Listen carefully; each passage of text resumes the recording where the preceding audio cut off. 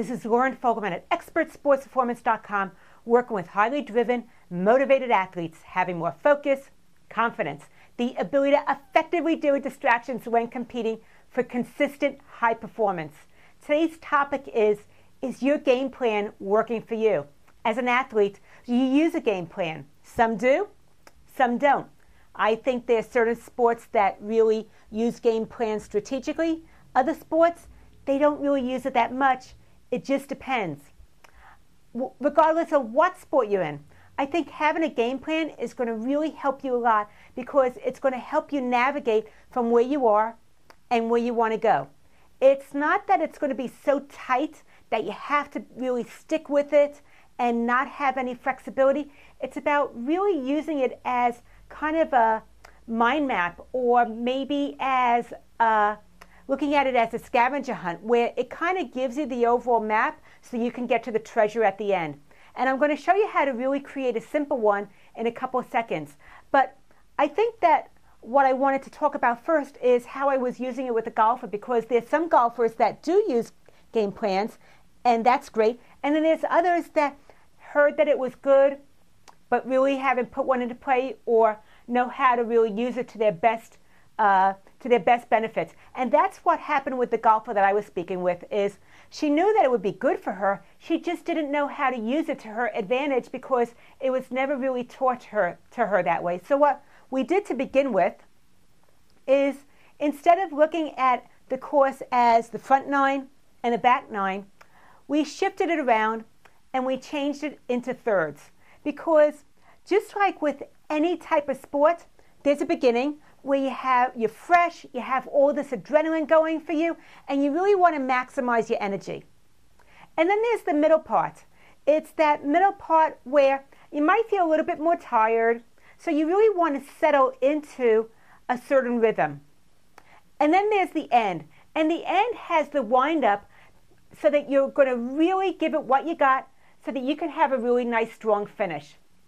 And that's how we broke down her play, was looking at a beginning, a middle, and an end. Regardless of what type of sport you're in, you can do that for yours as well. I want to go through the 3 little steps that we took to be able to really create a strategic one that worked to her benefits. So the first part was keeping it clean and simple. Basically, the simpler it is, the better it is for you. That goes back to having it broken down into thirds, whatever your competition is, the beginning, the middle, the end. A different strategy for each part of it. So the simpler it is, the better. It doesn't have to be really complicated. After that, you want to have a really clear objective.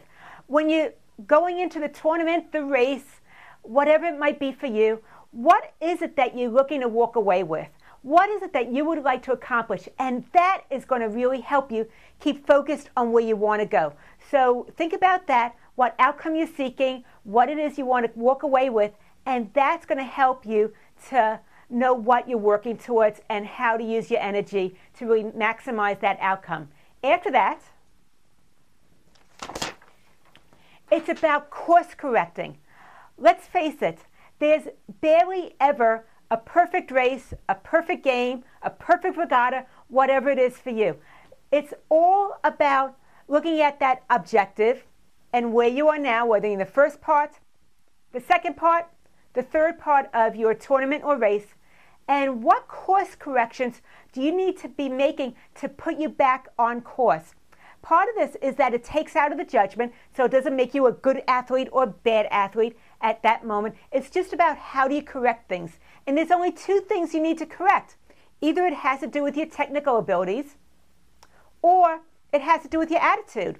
Those are the only 2 things you can make corrections with. So anytime that you're off course, you're not really focused, or you're playing poorly, think about, is it technical or is it mindset? And then what do you need to do to really get you back towards being on course so you can hit your objective as easily as possible. So those are the 3 parts to really having a game plan and having it work for you strategically and smartly, as opposed to struggling, having it feel hard and wasting your energy, because that's the last thing that you want to have happen, is have that wasted energy. What we did is found that by coming up with this strategic game plan, it shifted her focus from her score to really playing one shot at a time, which was really cool. Because when she was focused on her score, she wasn't in the moment anymore. That led to her feeling nervous, a little bit shaky. It affected her game a lot. But when we focused on it being one shot at a time, she was able to be present and really think about what was her pre-shot routine, how is she going to play it out, and then moving on to the next shot. Along with that, seeing it be a course correction allowed her to release that judgment, and as I said before, really correcting back to what is it I need to focus on technically, and what is it about my mindset that's really going to help me right now at this moment in time. It was a game changer for her. It let her release a lot of thinking about ahead of time what she has to think about, what she wants to be doing in a couple shots or holes down the road. It really kept her at this moment in time. The thing is that it let her open up to her creativity. How can she creatively course correct to be here and now? So think about how that might apply for you. And the bottom line is, if you can really focus on the here and now with your technical abilities, with your mindset, continuing to look at it as a course correction that's going to help you to get to your end result, it's going to free up a lot of your energy. It's going to keep you more focused. You'll be more relaxed, and you'll have more fun. When you're having fun and you're relaxed, your results usually improve. They go up, which is the game changer that we're all looking for. So my challenge for you is, if you don't use a game plan, how can you begin to use it with knowing how to keep it simple, keeping clear about your objective, and continuing to course correct, especially when things aren't going as planned, bringing you back into the moment. And if you do use a game plan, how can you bring this mindset strategy into play so that it's really working for you and you're not going ahead and judging whether you're on it or off it? It's about how do you get back to center. I look forward to hearing your comments, your posts. Tell me how this worked out for you. I want to hear what's working for you and what we need to do to be able to course correct to get you to your A game. My goal is to help athletes really stay cool and calm in the heat of the moment. Lauren Fogman, Expert Sports Performance. Post a comment. I'd love to hear from you.